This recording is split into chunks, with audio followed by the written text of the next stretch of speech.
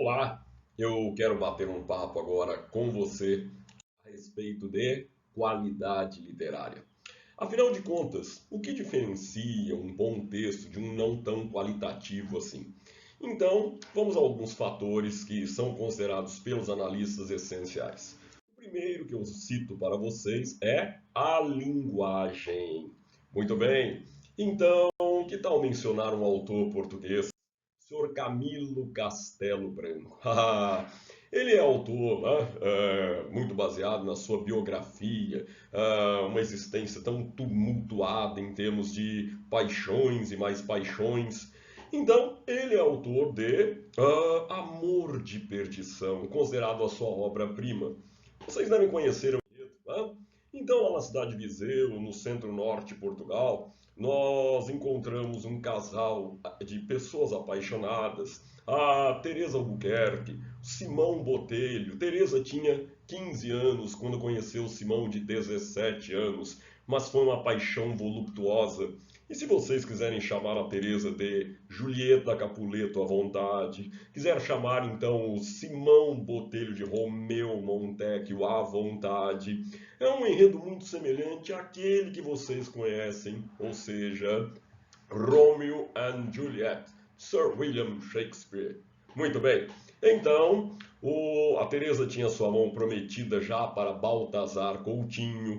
O Baltazar descobriu que o Simão aparecia de madrugada, né, na casa lá da Teresa, ficava lá embaixo da sacada esperando que ela surgisse no alto.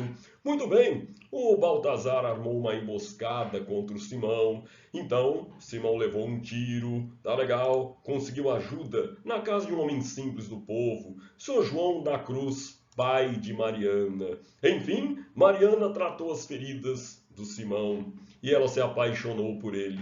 No fim das contas, a Teresa morre de desencanto por não poder estar com o seu amor. Simão Botelho, esse padeceu de uma estranha febre que durou 9 dias, tudo por estar ausente da sua amada. E Mariana cometeu suicídio. Então, uma obra que termina por absoluta falta de personagens. De qualquer forma, isso se parece muito com aquela narrativa que vocês conhecem, tá? Romeu e Julieta. Agora, o que diferencia esse primeiro item que estamos vendo, qual que é mesmo? Linguagem. Que tal falarmos do amor? Oh, então, sem saber o que os encantos da vida, os mais angélicos momentos da alma, são esses lances de misterioso alvoroço que aos mais serôdios idosos, serôdios de coração, sucedem em todas as razões da vida e a todos os homens, uma vez ao menos. Bem diferente, não? Aproveitando ainda sobre esse assunto, o amor. Não há baliza racional para as belas, nem para as horrorosas ilusões, quando o amor as inventa. E, por favor, pensem que Camilo Castelo Branco é um autor do século XIX. Então, ele vai traçar uma opinião das mulheres. Vamos lá. Em cada mulher, 4 mulheres incompreensíveis, pensando alternadamente como se hão de desmentir umas às outras. Então vamos lá. Que tal agora mencionarmos um patrimônio brasileiro, José Martiniano de Alencar? Como é que ele vai descrever a Índia Iracema no seu livro homônimo, ou seja, também intitulado Iracema, a lenda do Ceará. Então escreveu José de Alencar: Iracema, virgem dos lábios de mel, que tinha os cabelos mais negros que a asa da graúna e mais longos que seu talhe de palmeira. O favo da jati não era doce como seu sorriso, e nem a baunilha recendia no bosque como seu hálito perfumado. Que beleza de descrição, que maravilha a manipulação da linguagem, cheia de comparações, metáforas. Olha outro patrimônio brasileiro. Temos aí então o senhor Carlos Drummond de Andrade. Tá legal? E ele vivenciou um período meio terrível, né? Então, na década de 80 do século passado, nós tivemos uma crise de abastecimento, né? E uma grande fila se organizou, né, nos supermercados lá do Rio de Janeiro. O Drummond, naquele tempo, morava no Rio de Janeiro, né?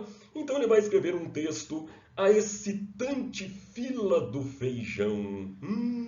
Então, uma estrofe desse texto, olha lá, 10, 12 ou mais, o tempo não importa quando aperta o desejo brasileiro de ter no prato a preta migavagem.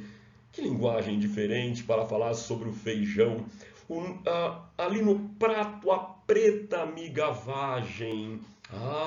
E vocês perceberam também nessa manipulação da linguagem, como ele explora a sonoridade, né? Uma coisa que nós chamamos de aliteração. Começa pelo título, A Excitante Fila do Feijão. Logo depois, o tempo não importa quando aperta. E ele termina, o prato, a preta amiga vai. Então ele manipula a linguagem usando palavras com essa sonoridade. Tá legal? Então, vamos a um segundo fator. Vamos lá. Um segundo elemento é tentar explorar o ser humano na sua profundidade. O que significa isso?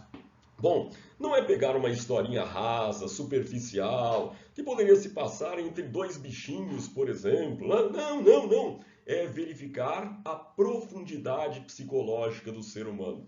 Eu vou mencionar a vocês um livro escrito também no século passado, Fahrenheit 451. Então, só para entendermos, né? Esse grau de temperatura, né? 451 na escala Fahrenheit, acaba por incendiar os livros. Incendiar os livros? Sim, isso mesmo. Então, no futuro, os bombeiros não apagavam incêndios. Eles incendiavam os livros. É isso mesmo. Bom, então há um bombeiro neste livro, né, nessa obra, Fahrenheit 451, que se chama Guy Montag. Guy Montag, então, desiste de queimar os livros, pelo contrário, ele se apaixonou pelos livros. E ele falou, e pela primeira vez percebia que havia um homem por trás de cada um dos livros. Ou seja, a profundidade humana estava refletida em cada texto literário. Que tal nós mencionarmos as fábulas? Fábulas de Esopo. Vocês conhecem, né? Sim? É aquela coisa sem graça, por quê? Tira do leitor o prazer da interpretação. Sempre termina com aquela famosa moral da história. Existe uma outra autora, Agatha Christie, né? Então ela costuma sempre desvendar um caso misterioso no final da narrativa. Ora, tira do leitor o prazer da interpretação. Não que, por favor, não haja qualidade, mas a qualidade é diminuta se nós compararmos principalmente com um outro grande orgulho brasileiro, Joaquim Maria Machado de Assis. Muito bem, Machado de Assis é autor de um livro de nome Dom Casmurro, sei que você conhece. Dom Casmurro trata de um caso de possível adultério. Dizemos que é possível porque é uma narrativa unilateral, apenas uma pessoa fala sobre as suas suspeitas de ser traído pela esposa Capitu. Então o narrador Bento de Albuquerque Santiago, o Bentinho, que será apelidado Dom Casmurro, em nenhum momento pode afirmar categoricamente, embora ele o faça, que houve traição. Então, a suspeita de adultério, na nossa vida, nós nunca temos certeza de nada, nada, nada. E é justamente isso que Machado de Assis quis mostrar, Ou seja, que a existência humana é cheia de dúvidas. E que tal nós usarmos aquele primeiro elemento também? Então, esse Bento de Albuquerque Santiago vai refletir sobre o seu passado. Então, ele nos diz, vamos lembrar, linguagem. Vamos lembrar a linguagem? Então, olha lá. o meu fim evidente era atar as duas pontas da vida e restaurar na velhice a adolescência. Pois, senhor, não consegui recompor o que foi, nem o que fui. Em tudo, se o rosto é igual, a fisionomia é diferente. Se só me faltassem os outros, vá. Um homem consola-se mais ou menos as pessoas que perde, mas falta eu mesmo, e esta lacuna é tudo. O que aqui está é, mal comparando, semelhante à pintura que se põe na barba e nos cabelos, e que apenas conserva o hábito externo. O interno não aguenta a tinta. Uma certidão que me desse 20 anos de idade poderia enganar os estranhos, como todos os documentos falsos, mas não a mim. Então, com essa linguagem criativa, o narrador, Bentinho, né, diz que não dá para disfarçar aquilo que está no seu íntimo. Você pode disfarçar a aparência externa tão somente. Tá legal. E falando em linguagem, falando de mostrar o que é o ser humano na sua essência, eu não poderia me esquecer. Não, do grande gênio Camões. Então, como ele fala sobre o sentimento amoroso? Ele personifica o amor. Ele diz: amor é fogo que arde sem se ver. Ou ainda, pensem, uma pessoa que se sente vitoriosa por ser vencida pelo sentimento amoroso. Então, não levais de vencer-me grande glória, maior a levo eu de ser vencido. Como uma pessoa fica feliz quando está apaixonada, só que numa outra linguagem. Tá legal? Camões, sabem, também é autor do livro Os Lusíadas, essa preciosidade da literatura universal. Bom, se fosse uma pessoa comum a falar mal do governo, diria, esse governo não presta, né? Não, mas Camões, na sua genialidade, escreveu: o fraco rei faz fraca forte gente. Ele está mencionando Dom Fernando, né? Aquele último imperador da dinastia de Borgonha, que era realmente bem incompetente, na opinião de Camões, na opinião dos portugueses de uma maneira geral. Certo? Então, Guimarães Rosa, outro grande manipulador da linguagem, outro que sabe enxergar a fundo o que é o ser humano. Olhem só esse texto. O correr da vida embrulha tudo. A vida é assim. Esquenta, esfria, aperta e daí afrouxa. Sossega e depois desinquieta. O que ela quer da gente é coragem. Sim, esses autores souberam manipular a linguagem e sim, souberam apresentar o ser humano na sua profundidade. Mas é só isso que caracteriza um grande texto literário de um não tão qualitativo? Não. Vamos a um terceiro elemento? Vamos? Então, temos o contexto histórico. Um autor que sabe refletir aquilo que se passa na sua época. Convido então vamos voltar até o início do século XX. Podemos?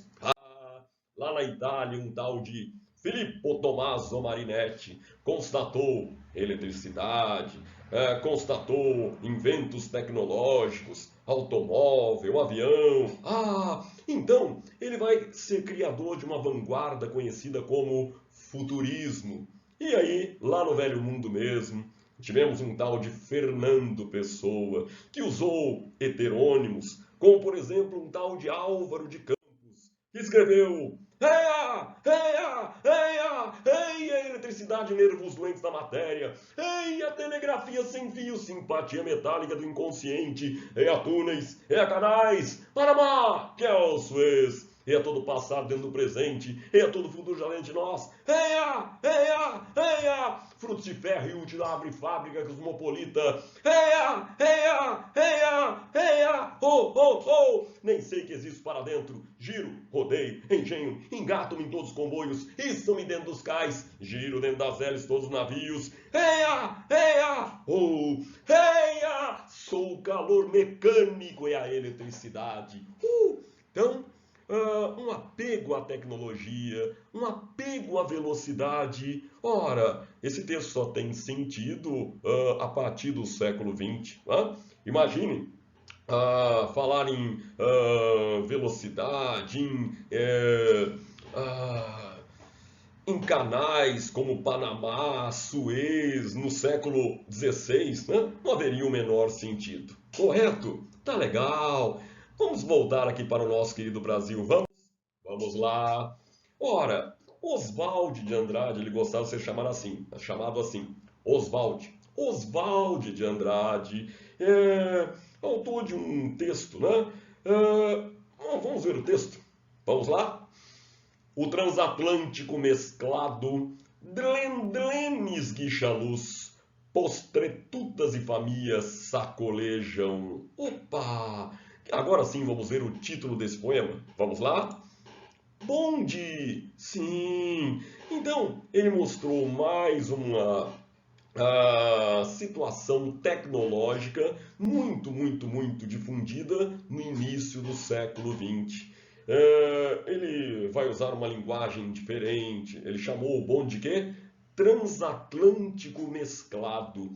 Glendlena usou aqui uma onomatopeia. Então, quando o bonde passa, faz uma curva e aí toca-se aquela sineta, glen, glen, glen, glen, glen, glen, glen, glen. A luz é esguichada. Percebem essa linguagem manipulada? Sim, sim.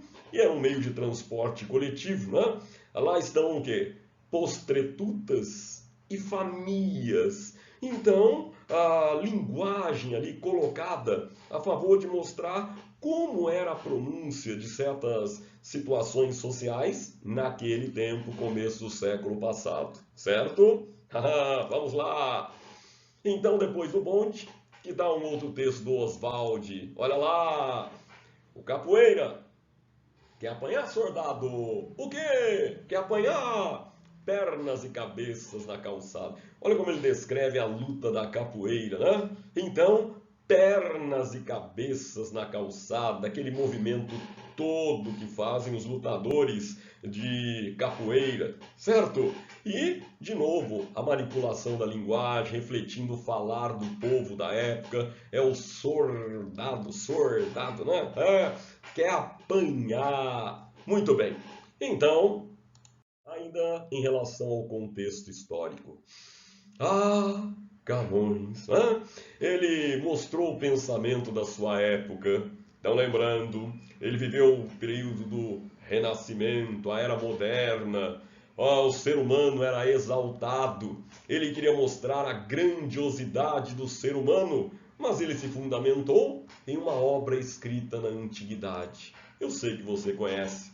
A Ilíada de Homero. Muito bem. Agora ele quer falar do grande povo heróico, o povo luso, o povo português. Por isso, ele deu o título ao livro Os Lusíadas, o novo heroísmo, aquele do século XVI. Agora, por favor, né? Um heroísmo que se estende por toda a eternidade. Afinal de contas, o ser humano sempre vai buscar superar os seus obstáculos. Tá legal? Bom, voltando aqui ao nosso querido Brasil, né? Então vamos bater um papo sobre um maranhense, o senhor Ferreira Goulart. Ele tinha uma poesia de engajamento social. Agora, isso aconteceu numa época em que houve turbulência política no Brasil, repressão, houve censura. Né? Então, ele escreve: não há vagas. Olha lá, o preço do feijão não cabe no poema. O preço do arroz não cabe no poema. Não cabe no poema o gás, a luz, o telefone, a sonegação do leite, da carne, do açúcar, do pão. Como não cabe no poema o operário que esmerila seu dia de aço e carvão nas oficinas escuras. Porque o poema, senhores, está fechado. Não há vagas. Só cabe no poema o homem sem estômago, a mulher de nuvens, a fruta sem preço. Poema, senhores, não fede nem cheira. Então ele mostrou a questão social, mas muitas vezes vinha censura, e aí ele tentava driblar, e ele fez isso com outros poemas que não cabe aqui nós colocarmos, mas entenderam então esses fatores, certo? Linguagem, refletir o ser humano na sua essência e, claro, mostrar também o contexto histórico. Espero que isso tenha ajudado a identificar um texto de qualidade. Correto? Valeu! Muito, muito obrigado! Tchau, tchau!